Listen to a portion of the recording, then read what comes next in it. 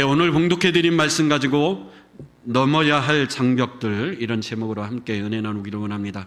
오늘 본문에 나오는 사건은 굉장히 유명한 주일학교 때부터, 주일학교를 나온 분들은 구약이면 다윗이 물맷돌 5개로 골리앗을 쓰러뜨린 사건, 또 신약에 넘어와서는 오병이의 기적이나 오늘 본문에 나오는 사건들을 굉장히 인상 깊게 배우고 또 자주 들었던 말씀입니다.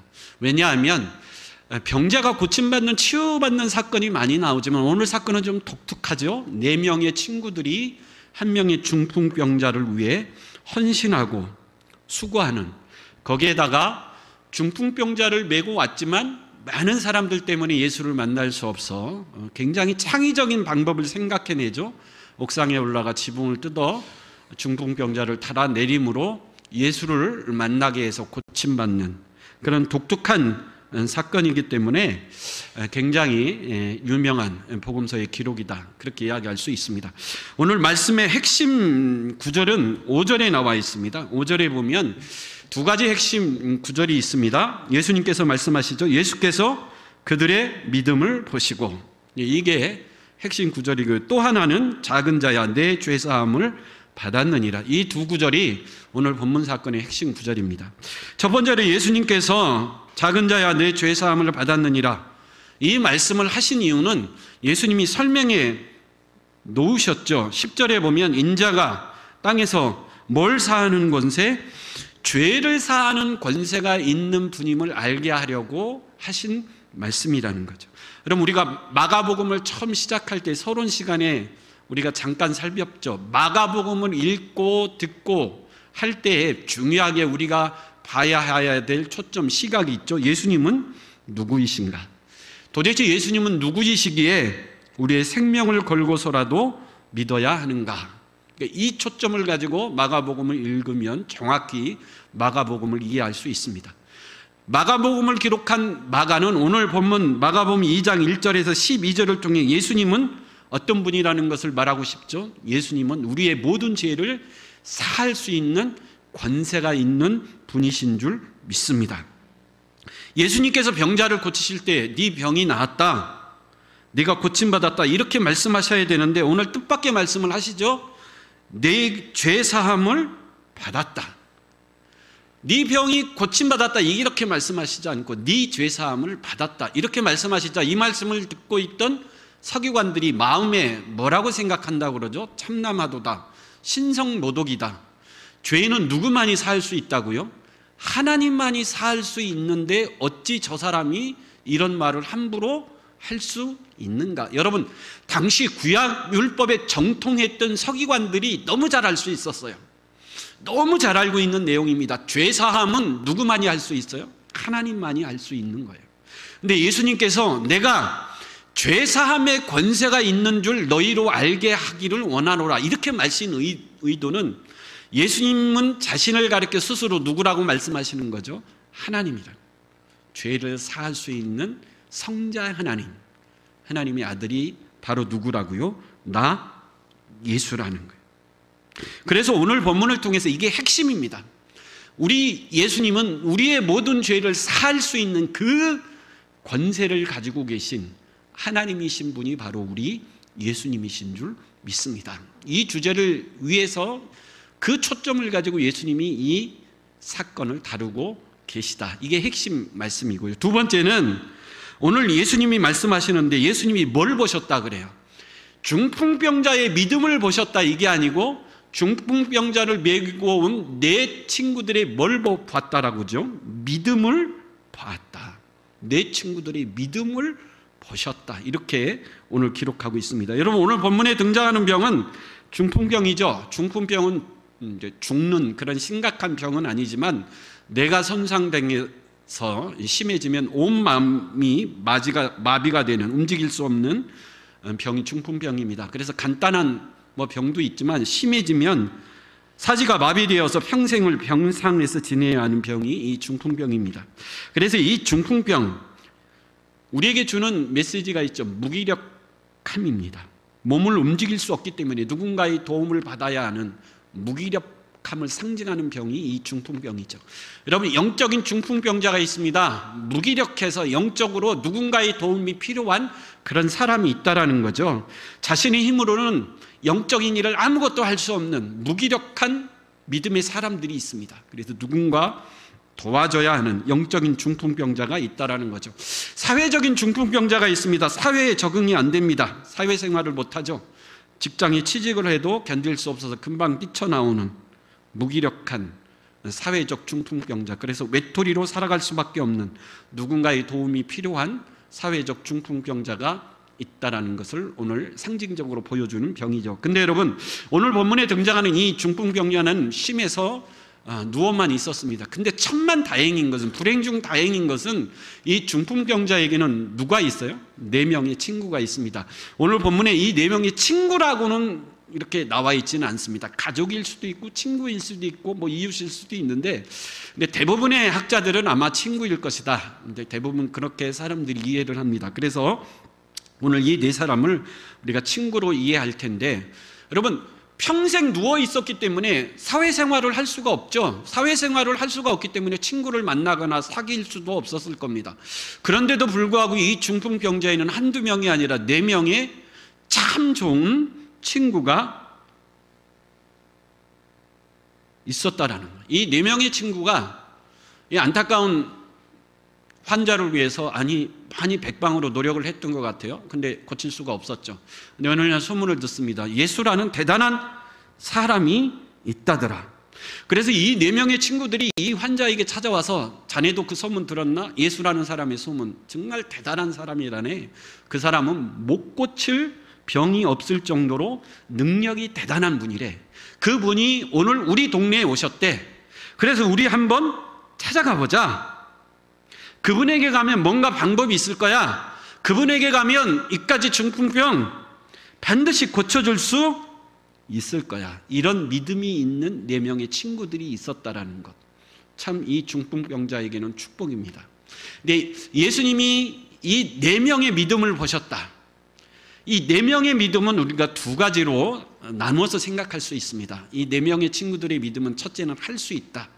예수님이라면 이 친구의 병을 반드시 고칠 수 있다라는 그 믿음이 있었을 것이고, 또 무슨 믿음이 있었죠?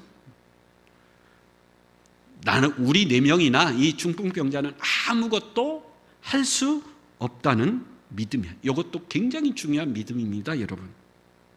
내 힘으로, 우리 힘으로는 아무것도 할 수 없다라는 믿음, 누구만이 할 수 있죠? 예수만이 할 수 있다라는 믿음이에요. 여러분, 죄의 삶, 죄로부터 우리가 자유케 되는 것은 우리의 힘이 아닙니다. 결코 그 어느 누구도 할 수 없는 일입니다. 죄로부터 우리가 자유함을 얻는 그 유일한 길은 누가 말씀해 주셔야 되죠? 예수께서 말씀하시고 선포해 주셔야 돼요.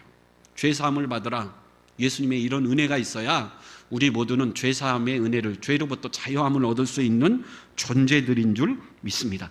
그래서 예수님은 이 사건을 그렇게 다루고 계셔요. 이 중풍병자 4명의 친구의 믿음, 할 수 있다라는 믿음, 죄로부터 자유할 수 있는 유일한 길은 예수 외에는 없다라는 것, 그것을 예수님은 이 사건을 통해서 보여주고 계시다라는 것. 그래서 여러분, 저와 여러분들에게 이 믿음이 있길 간절히 축원합니다. 우리에게는 이미 믿음이 있어요. 여러분, 믿음이 있기 때문에 오늘 이 시간 저와 여러분들 나와서 하나님을 예배하는 겁니다.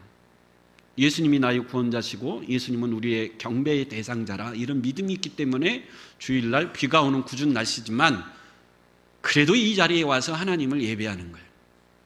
근데 여러분, 이런 믿음을 초월해서 더 큰 믿음을 주님은 갖고 계시기를 원하시는 줄 믿습니다. 우리가 어떤 문제를 만나든지 어떤 질병을 갖고 있든지 우리 주님은 다 고칠 수 있고 해결할 수 있는 전지전능하신 분이라는 믿음, 그 믿음이 너무 대단해서 내 문제만이 아니라 누구요? 친구의 문제, 친구의 병까지도 고치고 해결할 수 있는 그 큰 믿음, 그런 믿음을 갖고 계시기를 우리 주님은 오늘 바라보고 계시는 줄 믿습니다. 그래서 그런 믿음을 갖자. 오늘 본문을 통해서 그런 도전을 받고 그런 교훈을 받는 거 굉장히 중요하고 핵심적인 메시지입니다. 근데 오늘 본문을 통해서 제가 함께 은혜 나누고자 하는 제목은 오늘 설교의 제목처럼 장벽, 우리가 넘어야 할 장벽들이 있다라는 거예요. 이 4명의 친구들이 예수님이 보시는, 예수님이 인정하시는 대단한 믿음을 가지고 자신의 그 무기력한 중풍병자 친구를 메고 예수님에게 왔는데, 예수님을 만나야 고침받을 수 있고, 예수님을 만나야 해결받을 수 있고, 예수님을 만나야 복음을 통해 죄에서 자유함을 얻을 수 있는데, 근데 믿음을 가지고 친구를 메고 예수에게 왔지만 예수를 만날 수 없다라는 거죠. 왜 그렇죠? 몇 가지 장벽들이 그들을 가로막고 있었기 때문이라는 거예요. 그래서 여러분, 그 장벽을 뛰어넘어야 우리의 구원자 되신 예수를 만나고 문제가 해결되며 죄로부터 참 자유함을 얻을 수 있는 줄 믿습니다. 장벽은 어느 곳에나 존재합니다. 국가적인 장벽이 있을 수도 있고요, 교회적인 장벽이 있을 수도 있고, 여러분 가정에도 장벽이 있습니다. 여러분 인생에도, 사업에도 장벽이 있을 수 있습니다. 잘 나가다가 갑자기 내 힘으로 뛰어넘을 수 있는 무서운 장벽이 앞을 가로막을 수가 있어요. 여러분 우리나라의 경제가 잘 성장하다가 1997년도에 IMF라고 하는 어마어마한 장벽을 맞이했죠. 근데 그 장벽을 슬기롭게 온 국민이 뛰어넘으니까 이제는 선진국 눈앞에, 선진국 대열에 우리가 들어설 수 있는 놀라운 경제 성장을 계속해서 이어갈 수 있었다라는 겁니다. 여러분 우리 교회도 마찬가지입니다. 우리 교회도 부흥을 하려면 어느 순간 거대한 장벽이 우리 부흥을 가로막을 수 있어요. 중요한 건 뭐죠? 그 장벽을 반드시 뛰어넘어야 우리가 목표하는 엄청난 부흥을 이루어낼 줄 믿습니다. 여러분 가정도 마찬가지죠. 가정이 화목하고, 가정이 행복하고, 가정이 서로 이해하는 복된 가정이 되기 위해서는 우리 가정을 가로막고 있는 장벽을 뛰어넘을 수 있어야 돼요. 비전과 꿈을 가지고 사는 우리 젊은이들도 마찬가지죠. 젊은이들, 청년들 꿈이 있습니다. 비전이 있습니다. 인생의 날개를 펼치고 젊은 날을 불태우고 싶은 그런 열망이 있을 텐데, 그것을 가로막고 있는 장벽들이 있다라는 것. 그 장벽을 믿음으로 뛰어넘어야 하나님이 주시는 놀라운 축복의 목적지에 도달하게 될 줄 믿습니다. 여러분 이 4명의 친구들이 중풍병자를 메고 예수님 앞에 왔는데 가장 먼저 그들을 가로막고 있는 장벽, 어떤 장벽을 만났죠? 첫 번째는 군중들이라는 장벽들, 사람들의 장벽을 만납니다. 여러분 마가복음 1장에 예수님께서 귀신을 내쫓으시고 많은 사람들의 병자를 고치시니 소문이 많이 났던 것 같아요. 그래서 오늘 본문에 보니까 그 동네에 수많은 사람들이 이미 예수를 보려고 몰려들었어요.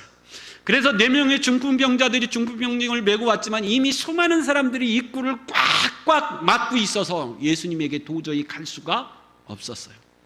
그래서 여러분 사람의 장벽, 군중들의 장벽, 예수님에게 가려면, 예수님을 만나고 싶어도 사람들의 장벽, 군중들의 장벽이 앞을 가로막을 수 있다라는 겁니다. 누가복음 19장에 삭개오라고 하는 세리장이 등장을 하죠. 우리가 잘 아는 대로 이 세리장의 인생의 유일한 목표는 돈이었습니다. 돈이 인생의 전부이고 돈이 나에게 행복을 가져다 줄 것이다. 그래서 매국노라는 소리를 들을지라도 돈을 모으기 위해서 수단과 방법을 가리지 않았습니다. 근데 어느 날 문득 인생은 돈으로 해결할 수 있는 것이 아니구나, 인생의 참 만족과 행복은 돈이 아니구나, 문득 깨닫기 시작했고 그때부터 인생의 고독이 찾아왔습니다. 그러다가 어느 날 문득 예수에 대한 소문을 듣죠. 예수라는 사람은 참 대단하더라. 그 당시에 랍비나 선지자들, 대제사장, 바리새인들과는 다른 권세 있는 말씀을 가르치는 분인데, 특히 인생에 아픔이 있는 사람들이 이 예수를 만나 새로운 인생을 살게 되더라. 여러분 가늠하다가 현장에 붙잡힌 여인, 돌에 맞아 죽을 수 있는 상황인데 예수를 만남으로 돌에 맞아 죽지 않을 뿐만 아니라 변화되어 새 인생을 살았더라. 수가성에 있는 여인, 인생의 목마름 해결하기 위해서 남편을 5명이나 바꿨지만 인생의 목마름을 해결할 수 없었는데 예수를 만나 그가 그렇게 갈증을 느꼈던 인생의 목마름을 해결했고 새 인생을 살았더라. 이 소문을 삭개오가 듣게 됩니다. 그래서 나도 그 예수를 만나 내 인생의 목마름, 내 인생의 허전함을 해결받고 싶다. 내가 어떻게 앞으로 살아야 되는지 그 예수를 만나 인생의 길을 찾고 싶다. 그런데 어느 날 드디어 예수님이 자신의 마을을 지나간다는 소식을 듣습니다. 삭개오도 뛰쳐나갔죠. 근데 키 작은 삭개오, 이미 수많은 사람들이 길가에 에워싸서 도저히 예수님을 만날 수 없었습니다. 예수님을 볼 수조차 없었어요. 사람들이 가로막고 있었다라는 거죠. 여러분, 삭개오가 포기했나요? 아니요. 뽕나무로 올라가서 예수를 바라보게 된 줄 믿습니다. 뽕나무라도 올라가서 예수를 만나고 예수를 보고 싶다라는 거예요. 그래서 그 광경을 예수님이 보시고 삭개오야, 오늘 내가 너희 집에 유해야겠다.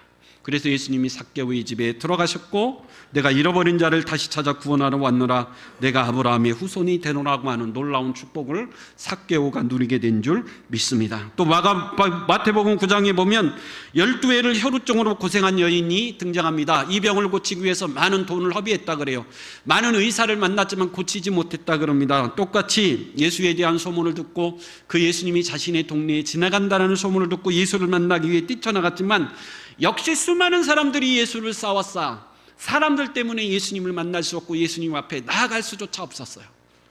근데 이 혈우증을 앓던 여인도 포기하지 않았습니다. 내가 어떻게 하든지 이 사람들의 틈을 비집고 들어가서라도 예수님의 옷자락을 한번 만지기만 해도 내 병이 나을 수 있겠다, 이렇게 결단하고 예수 주위에 외웠던 그 수많은 군중들을 비집고 들어가 믿음으로 옷자락을 만졌더니 그의 병이 깨끗이 치유되는 놀라운 은혜를 경험하게 된 줄 믿습니다. 여러분, 오늘날 많은 사람들이 예수를 만나고 싶고 예수 옆에 나아가고 싶고 교회 나가고 싶고, 그런데 가장 먼저 만나는 장벽이 누구의 장벽이라고요? 사람 내 장벽이라는 거예요.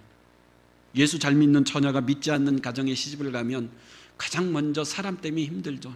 시부모가 핍박하고 남편이 핍박하고 시누이가 핍박하고.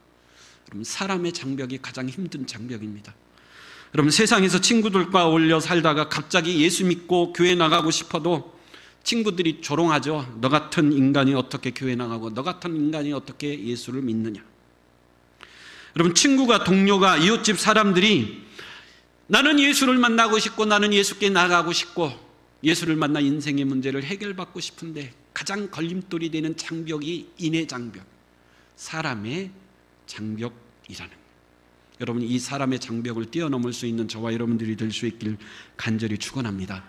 교회에 와서 신앙생활을 하고 싶은데 역시 가장 큰 장벽이 뭐죠? 사람의 장벽이에요. 사람 때문에 상처받고 사람 때문에 아파하고 사람 때문에 시험 들고. 근데 중요한 것, 이 사람의 장벽을 뛰어넘고 극복해야 주님을 만날 수 있을 줄 믿습니다. 이 네 사람은 빽빽한 사람들의 장벽, 그 장벽 때문에 포기하고 돌아가지 않았다라는 거예요. 그래서 그들이 쓴 두 번째 방법이 뭐죠? 굉장히 창의적이고 비범한 생각을 합니다. 지붕 위에 올라가 지붕을 뚫고 이 친구 환자를 예수 앞에 내려야 되겠다. 여러분, 그러려면 두 번째 장벽을 만나죠. 무슨 장벽일까요? 물질의 장벽입니다. 남의 집이에요. 지붕을 뜯었다? 그럼 집주인이 당연히 뭐라고 하겠어요? 변상해라. 여러분, 이 네 명의 친구가 이 사람들의 장벽 때문에 예수님에게 나아가지 못한 자, 지붕을 뚫기로 했어요. 그럼 이 네 명은 이 집주인이 반드시 변상하라고 그럴 텐데 우리는 뭐 할 각오가 돼 있다고요? 변상할 각오가 돼 있다라는 거예요. 그래서 두 번째 만나는 장벽은 물질의 장벽입니다. 전설에 의하면 전승의 이 집은 베드로의 집이었다 그래요. 근데 베드로가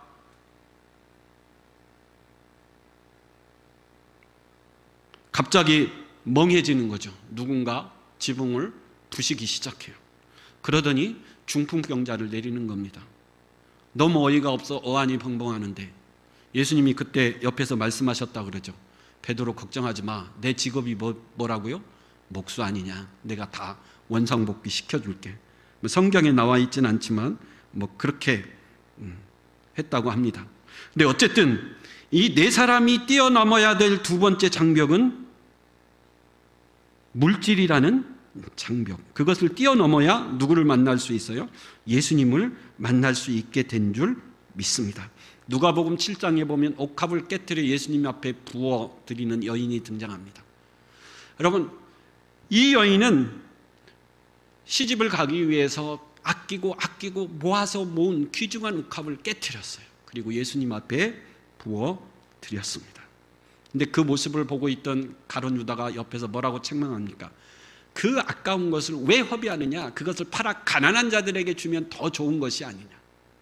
근데 예수님은 그렇게 평가하지 않았습니다. 예수님의 평가는 달랐죠. 이 여인이 한 일이 복음이 전파되는 곳 어디든지 함께 전파될 것이다. 여러분, 우리는 보이지 않는 가치를 위해 보이는 것을 아낌없이 깨트려 주님 앞에 드릴 수 있는 하나님의 사람들인 줄 믿습니다. 그게 바로 복음의 진수일 수 있습니다. 예수님이 말씀하셨죠. 물질이 있는 곳에 뭐가 있어요?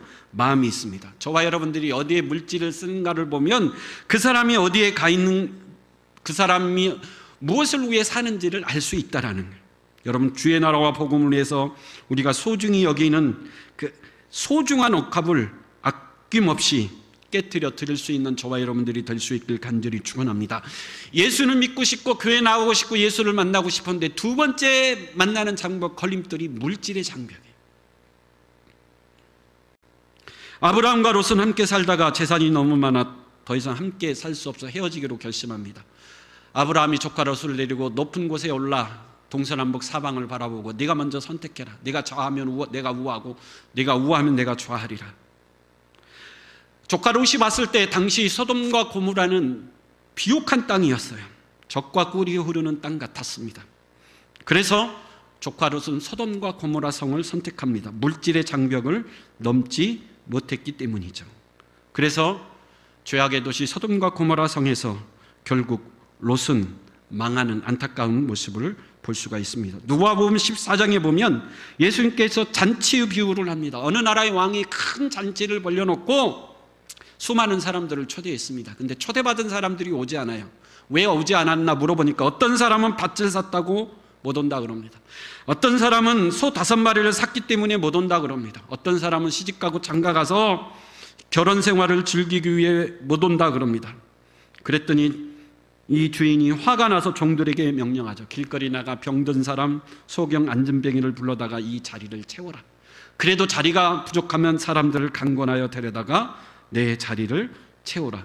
이게 무슨 말씀이죠? 예수님이 천국단체를 벌려놓고 수많은 사람들을 초청하지만 뭐 때문에 못 오는 거죠? 물질 때문에. 소를 사야 되고 밭을 사야 되고. 여러분, 주일날 주님 앞에 예배를 드리고 싶지만 뭐 때문에요? 물질의 장벽 때문에 막혀서 이 영적인 하늘나라의 잔치에 참여하지 못하는 안타까운 사람들이 많이 있을 것이다 그래요. 여러분, 사람들의 장벽을 뛰어넘었다면 두 번째, 여러분, 물질의 장벽까지도 과감하게 뛰어넘을 수 있는 저와 여러분들이 될 수 있길 간절히 축원합니다. 마지막 세 번째는 개인주의의 장벽입니다. 여러분, 마태, 마가, 누가복음이 똑같이 이 사건을 기록하고 있는데 내용이 조금씩은 틀려도 틀리지 않고 꼭 기록한 한마디가 있어요. 뭘 기록했죠? 예수께서 저희의 뭘 보셨다고요? 믿음을 보셨더라. 여러분, 예수님이 중풍병자를 고치시는데 중풍병자의 믿음을 보신 것이 아니라 내 친구의 믿음을 보셨다라는 거예요. 여러분, 내 친구는 복수로 되어 있지만 믿음은 단수로 되어 있습니다. 내 친구가 키도 다르고 생긴 것도 다르고 뭐 성격도 다르고 다 달랐지만 한 가지 같은 것이 하나 있었다 그래요. 뭐가 같았다라는 거죠? 믿음은 하나였다라는 거예요. 예수님을 만나기만 하면 내 친구의 병이 나을 것이다. 그래서 예수를 만나야 되겠다. 그 누구도 할 수 없는 무기력한 우리이지만 그래도 예수님은 길이 있고 방법이 있을 것이다. 이 믿음에 내 친구가 뭐가 되었다고요? 하나가 되었다라는. 그래서 여러분, 우리가 예수를 만나고 예수를 만나 기적을 체험하고 은혜를 받으려면 우리 모든 공동체의 마음이 이 4명의 친구와 같이 생긴 것도 다르고 빈부격차가 있을지라도 믿음만은 하나가 돼야 될 줄 믿습니다. 여러분, 사도 바울이 제1차, 2차, 3차 세계 전도 여행을 통해 세계 각지에 많은 교회들을 개척하고 세웠죠.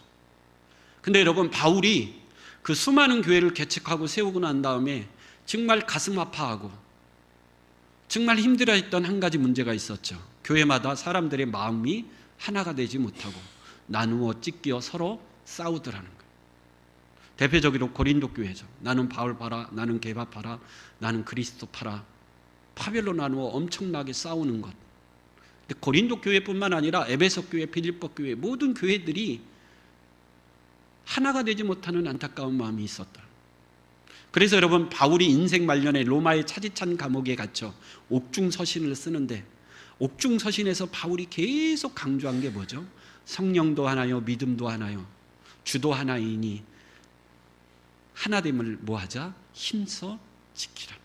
여러분, 바울이 차디찬 감옥에 갇혀 인생 말년에 순교를 목전에 두고 교회들에게 간절히 쓴 편지의 내용이 우리 에베소서 4장 1절에서 6절인데 같이 한번 읽어보겠습니다. 에베소서 4장 1절에서 6절 시작. 그러므로 주 안에서 갇힌 내가 너희를 권하노니 너희가 부르심을 받은 일에 합당하게 행하여 모든 겸손과 온유로 하고 오래 참음으로 사랑 가운데 서로 용납하고 평안에 매이는 줄로 성령이 하나 되게 하신 것을 힘써 지키라. 몸이 하나요 성령도 한 분이시니 이와 같이 너희가 부르심의 한 소망 안에서 부르심을 받았느니라. 주도 한 분이시요 믿음도 하나요 세례도 하나요 하나님도 한 분이시니 곧 만유의 아버지시라. 만유 위에 계시고 만유를 통일하시고 만유 가운데 계시다. 사도 바울이 로마의 감옥에 갇혀 초대교회들에게 정말 간절히 하는 말이 뭐죠? 주도 하나요 믿음도 하나요 성령도 하나요 우리를 한 자녀로 부르셨다라는. 그러니 하나 된 것을 뭐 하자는 거죠? 힘써 지키라. 왜 나뉘고 분열되어 서로 싸우냐는.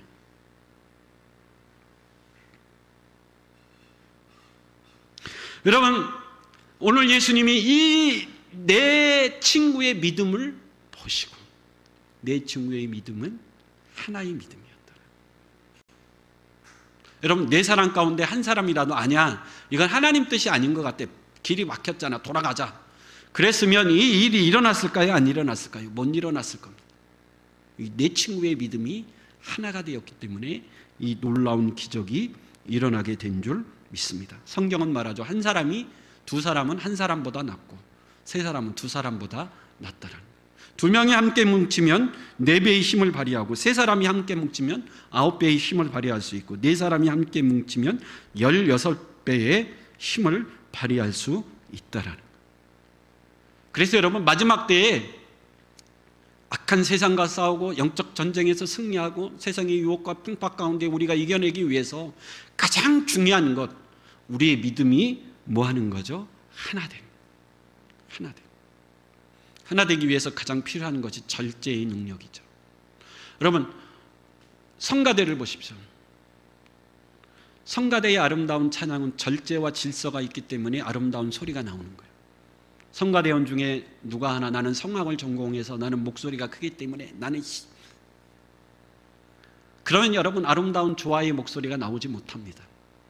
절제죠, 질서죠. 지휘자의 지휘에 맞춰서 소리 낼 때 같이 소리 내고, 소리를 내지 말아야 될 때는 소리를 내지 않고, 빠르게 해야 될 때는 온 단원이 함께 빠르게 가고, 느리게 가야 될 때는 온 단원이 함께 한마음이 돼서 느리게 갈 때 질서 속에 아름다운 화음이 나오게 되는 줄 믿습니다. 교회도 마찬가지죠. 교회도 여러분, 우리 주님이 원하시는 것은 100명이든 1000명이든 10,000명이든 2명이든 3명이든 모였으면 뭘로 하나가 되는 거죠? 믿음으로 하나가 돼야 될 줄 믿습니다. 믿음으로 하나가 돼야 이 장벽을 뛰어넘어 주님 앞에 나아갈 수 있고 주님을 만나 기적을 체험할 수 있다라는 거죠. 그래서 개인주의 장벽을 우리가 뛰어넘을 수 있어야 됩니다. 여러분, 결론입니다. 우리가 인생을 살아갈 때 좋은 일이든 나쁜 일이든 우리 인생 가운데 항상 장애물이 있을 수 있습니다. 장벽을 만나죠. 출애굽한 이스라엘 백성들은 홍해를 만났고 여리고 성의 장벽을 만났지만 믿음으로 가르고 무너뜨리고 그 길을 전진할 수 있었습니다. 우리도 여러분, 어떤 장벽을 만나든지 뛰어넘을 수 있는 저와 여러분들이 될 수 있길 간절히 축원합니다. 시편 18편 29절 한번 읽어볼까요? 시편 18편 29절 시작. 내가 주를 의리하고 적군을 향해 달리며 내 하나님을 의지하고 담을 뛰어넘나이다. 여러분, 우리가 사람들의 장벽, 물질들의 장벽, 개인주의의 장벽 어떻게 뛰어넘을 수 있어요? 다윗의 고백입니다. 내가 주를 의지하여 이 담을, 이 장벽을 뛰어넘었나이다. 사방 동서남북 아무리 바라봐도 출구도 없고 길도 없고 이 장벽을 어떻게 쓰러뜨려야 될지 캄캄할 때 여러분 기도하고 하늘을 바라보십시오. 주님을 바라보면 주님께서 우리에게 지붕을 뚫고 내릴 수 있는 창의적인 방법을 허락하실 줄 믿습니다. 하나님, 어떤 장벽을 만나든지 우리 가정이든 사업이든 우리 자녀들의 문제이든 교회의 부흥의 문제이든 어떤 장벽을 만나든지 뛰어넘게 하여 주시옵소서. 뛰어넘어 주를 만나게 하시고 주를 만나 기적을 체험하게 하여 주시옵소서.